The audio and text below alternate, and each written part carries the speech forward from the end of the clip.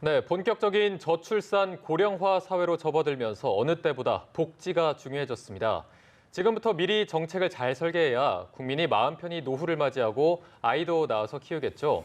보건복지부가 오늘 이 같은 내용을 담은 올해 업무 계획을 발표했습니다. 네, 박능우 보건복지부 장관 스튜디오에 나오셨습니다. 어서 오십시오. 안녕하십니까? 네. 앞서 전해드린 것처럼 오늘 업무 계획을 발표하셨는데 네. 어떤 점을 가장 강조해서 발표하셨는지 궁금한데요.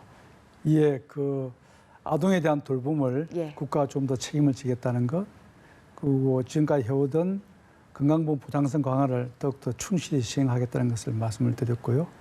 그리고 보건 쪽에서는 바이오 헬스 쪽 산업을 국가 기관 산업으로 육성시키겠다는 것도 같이 넣었고, 그리고 나머지 지역사회 통합 돌봄 서비스라 그래서 돌봄을 필요로 하는 노인들에 대해서 보다 좀 더 체계적인 돌봄을 시작하겠다는 것을 예. 강조를 했습니다. 네.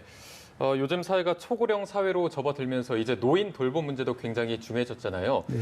보니까 앞으로 시설에서 단체 생활 대신에 살던 곳에서 보살피는 그 지역 사회 통합 돌봄을 하겠다고 하셨는데 이게 구체적으로 어떤 내용인가요?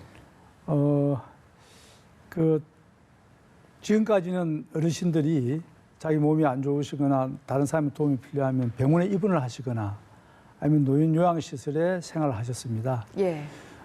실제로 병원에 입원이 필요하지 않으신 분들도 집으로 돌아가시면 돌봐줄 분이 없기 때문에 네. 부득이하게 입원을 했습니다. 예. 그래서 이것을 저희들이 그것은 진정한 삶이 아니다고 보고 자기가 사시고 계시는 집으로 돌아오셔서 마을의 이웃들과 어울리면서 같이 생활하시면서 필요한 돌봄은 다 제대로 받을 수 있는, 그래서 그것을 저희들은 종합 돌봄 이렇게 해서 지역사회 통합 돌봄이라는 것인데요.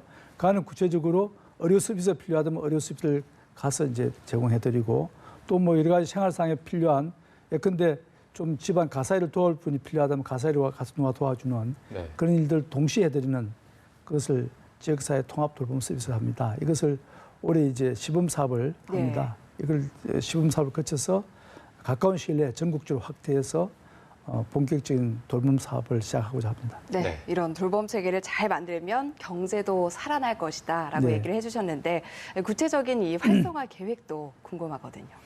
예, 이제 돌봄 과정에서 우리가 돌봄 경제라는 말을 쓰게 되었습니다. 네.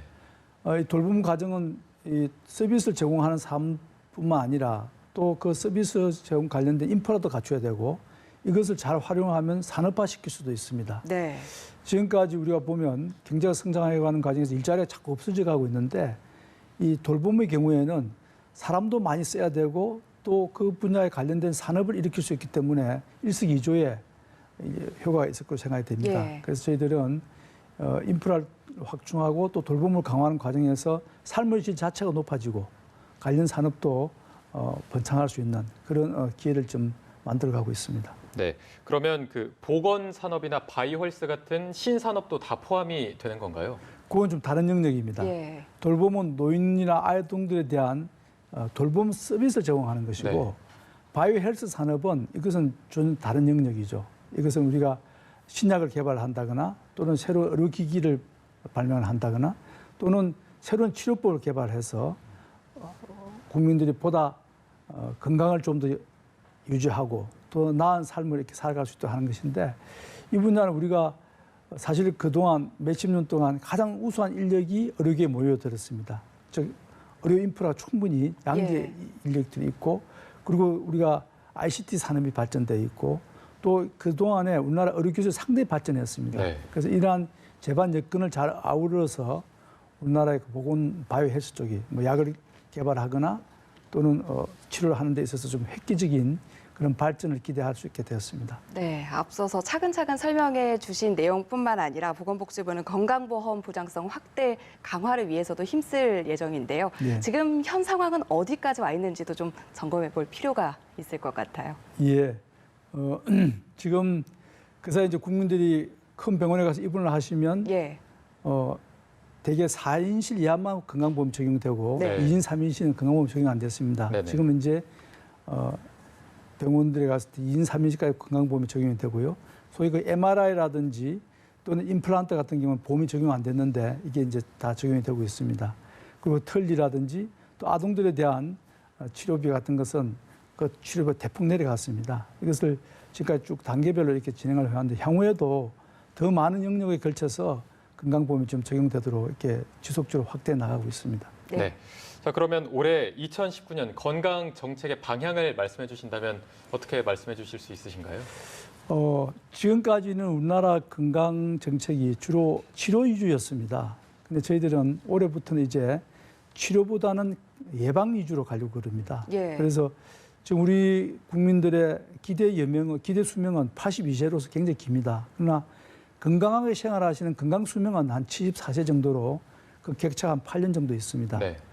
그런데 이 질병을 치료하거나 이 병이 나고 난 뒤에 병원에 가는 건 사실 이미 좀 늦습니다. 그래서 아프시기 전에 예방 위주로 저희들은 진료를 건강 정책을 바꾸려고 그러고요. 그러려면은 국민들이 좀 더 양질 식사를 하고 또 운동도 많이 하시고 즐겁게 생활하실 수 있게 해야 되고 특히 정신건강 분야에 있어서 예. 이웃들과 아주 즐겁게 어울려 사시면서 자기 스스로 건강을 이렇게 정신건강을 정진시켜 나갈 수 있는 그런 쪽에도 강조를 하고자 합니다. 네, 사실 저희가 뉴스를 전해드리면서 뭐 양극화가 심하다 이런 소식들을 심심치 않게 전해드리고 있는데 결국은 복지가 뒷받침돼야 이런 문제들이 근본적으로 좀 해결될 수 있다 이런 얘기들이 꾸준히 나오고 있거든요. 이와 관련해서 좀 묘안이라든지 해결책 없을까요? 예, 물론 소득 양극화는 예. 아주 고임금 근로자와 저임금 근로자 간에 벌어진 것이 가장 큽니다만은 그러나 일을 전혀 못하는 노인이나 장애인들 같은 경우는 사실은 복지급여를 통해서만 소득이 발생할 수 있습니다. 그래서 저희들은 지금 우리나라 빈곤 정책의 가장 근간이 되고 있는 국민기초생활보장제도 예. 이 제도의 실효성을 확보하기 위해서 소위 부양의무자 조건이라는 것이 있는데 자기는 진짜 가난한데 자기를 돌봐줄 사람이 법적으로 있다는 그 사실만으로도 돌봄을 못 보는 분들이 있습니다. 예. 그런 부양의무자 조건을 단계적으로 완화시켜서 실질적으로 기초생활보장의 급여를 받는 분들 많이 늘리고자 하는 것이 있고요. 네. 그리고 노인 70% 하위 70% 받고 있는 기초연금의 경우에도 그 금액 자체를 지금 25만 원에서 30만 원으로 네. 올림을 해서 국민들이 좀 더 빠른 시일 안에 소득이 좀 증가될 수 있도록 하고 아동수당의 경우에도 물론 이제 올 1일부터는 60 미만 아동이 전체가 다 네. 소득과 재산에 관계없이 받게 됩니다만은 올 9월에 가면은 이것을 또 70 미만 아동까지 확대를 해서 아동이라든지 노인이라든지 장애인들에 대해서 국가가 좀 더 적극적으로 소득을 보장해주는 그런 방안을 통해서라도 소득 양극화를 좀 완화시킬 수 있을 것으로 기대를 하고 있습니다. 네. 최대한 많은 분들이 체감할 수 있도록 다양하게 노력하고 계신 게 느껴지는데 네. 그래도 이게 일명 그 송파구 새 모녀 사건이라고 하죠. 지난달에 벌써 5주기를 맞았는데 네. 복지부 입장에서도 그런 복지 사각지대 문제가 가장 큰 관심이고 가장 큰 해결해야 될 과제라고 생각하는데 앞으로 이런 사각지대 문제는 어떤 식으로 해소하실 계획이신가요? 뭐 두 가지를 생각하고 있습니다. 예. 하나는 사람이 직접 찾아가서 이웃을 돌봐줄 수 있도록 그리고 이웃에 그런 사각지대 있는 분들 빨리 찾아내서 돌봄을 요청하는 그것인데 이 사람이 찾아가는 것은 예컨대 정기적으로 집을 방문하는 시는 뭐 배달원이라든지 또는 동사무소에서 자주 오시는 분들을 우리가 명예사회복지 공무원이라는 그 직책을 부여해서 그분들이 좀 더 적극적으로 이웃에서 사각지대에 계시는 분을 찾아내도록 이렇게 독려를 하고요. 네. 다른 하나는 기본적으로 빅데이터 분석을 통해서 예컨대 전기료를 체납하고 있다거나 수도가 끊긴다거나 전기가 단전되는 이런 집들은 저희들이 사진을 알 수 있기 때문에 네. 그런 분들에 대해서는 데이터상으로 접근을 해서 사각지대를 찾아내는 그런 작업을 병행함으로 해서 가능한 우리나라의 사각지대 없이 국민들이 국가의 어떤 보호망 속에 들어올 수 있도록 이렇게 지금 정책을 추진하고 있습니다. 네, 네. 말씀해 주신 방안들을 토대로 국민 모두가 한 분도 빠짐없이 인간다운 삶을 살고 있다. 이런 점을 좀 느끼게 되는 날이 하루빨리 왔으면 좋겠습니다. 네. 지금까지 박능우 보건복지부 장관과 얘기 나눠봤습니다. 오늘 나와주셔서 고맙습니다. 고맙습니다. 네, 감사합니다.